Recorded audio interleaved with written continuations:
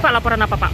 Jadi pertama, kami datang KPK karena melihat fenomena putra presiden yang hidup mewah dengan menggunakan pesawat jet privat dari Jakarta ke Amerika dengan harga yang kalau sewakan harganya miliaran rupiah ya, bahkan hampir kurang lebih 10 miliar.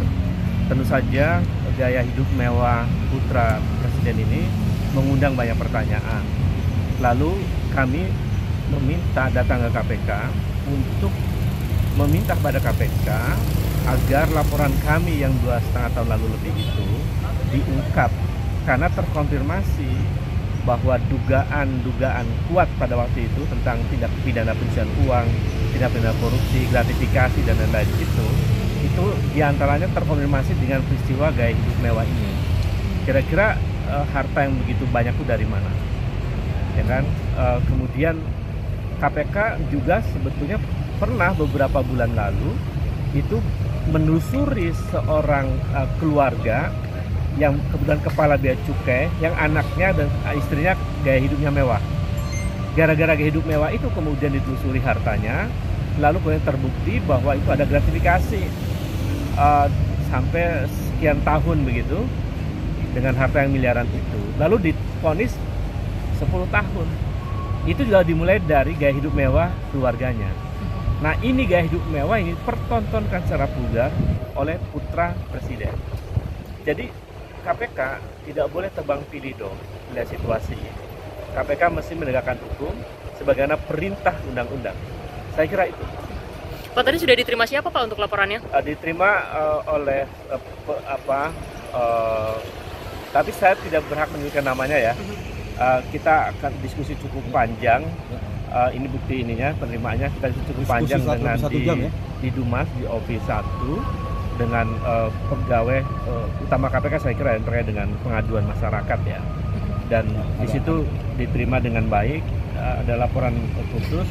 Jadi laporan kita yang 2,5 tahun lalu itu minta dibuka, karena itu kan diarsipkan, bisa dibuka kembali. Lalu laporan yang terkait dengan peristiwa gaya hidup mewah ini. Saya kira apa yang terjadi hari ini dengan gaya hidup mewah keluarga presiden itu mengkonfirmasi dugaan kebenaran dari laporan kami 2,5 tahun yang lalu. Pak, follow up dari KPK-nya sendiri gimana Pak dengan adanya laporan ini Pak? KPK nanti akan mempelajari isi laporan kami. Kalau nanti kemudian setelah dipelajari oleh KPK, mereka akan menyampaikan atau menginformasikan kepada kami untuk semacam ada verifikasi lanjutan dan seterusnya. Saya kira itu. Ada dijanjikan nggak sih Pak berapa lama proses untuk hukum ini? Sampai saat ini tadi sih menyampaikan nanti kami pelajari begitu. Apakah dalam waktu sepekan, 2 pekan, 3 pekan, saya tidak tahu. Jadi kami menunggu proaktif dari KPK aja. Pak, sebelumnya kan Pak Alexander Marwata kan menyatakan bahwa nanti tim dari KPK akan diutus untuk kemudian melakukan pemeriksaan terhadap Kaisang. Kalau menurut Bapak tanggapannya gimana Pak? Saya kira itu kabar yang baik. Bagus kalau kemudian pihak komisioner KPK akan mendatangi atau ada inisiatif menjalankan undang-undang KPK itu untuk semacam mengklarifikasi atau memanggil dan seterusnya saudara Kaisang Pangarep. Apalagi hari ini kemudian kami laporkan secara resmi. Saya kira kami mendukung KPK yang on the track menegakkan hukum itu. Saya kira. Terima kasih.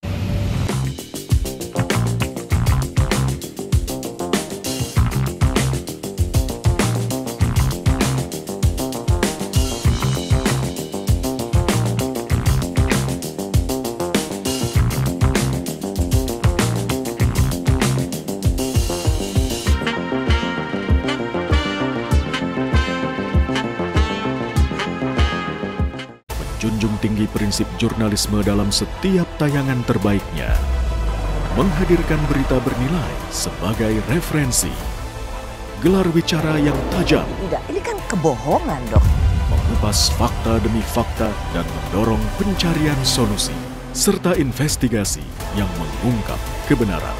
Rosi, Satu Meja, The Forum, Sapa Indonesia Malam.